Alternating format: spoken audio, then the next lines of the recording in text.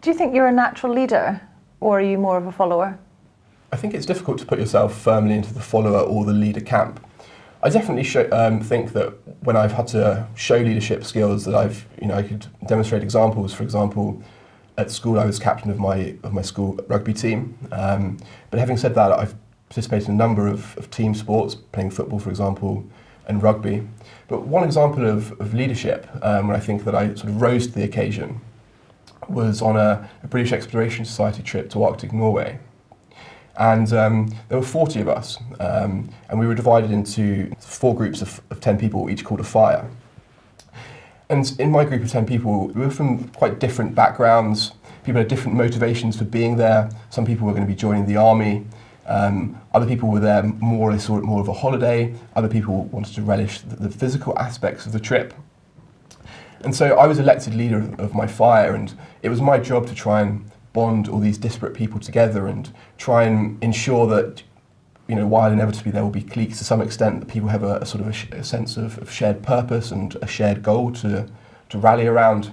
And one example of that is when we were sea kayaking. And as you can imagine, sea kayaking is quite a physically arduous activity. So there was a group who often wanted to race out in front and explore the different fjords, and there was a group who were quite happy sort of paddling along at their own speed and sort of didn't like seeing the other half of the group race off into the horizon.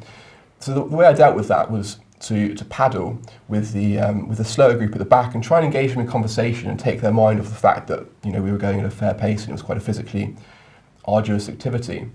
And I asked my deputy leader to paddle with the advanced group and just try to make sure they didn't go off too far into the distance. And at the start of the day, we would examine the map and look, was there anywhere on the way where perhaps the advanced group could go and amuse themselves while the other groups caught up, etc.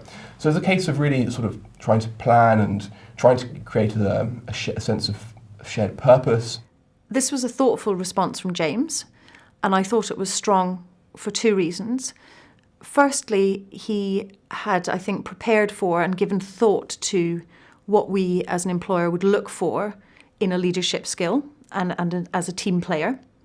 He also answered the question by reference to a personal experience, and in doing that, both was able to answer the question with some specificity, but also took the opportunity to give me some interesting background and fact about himself, which is always interesting.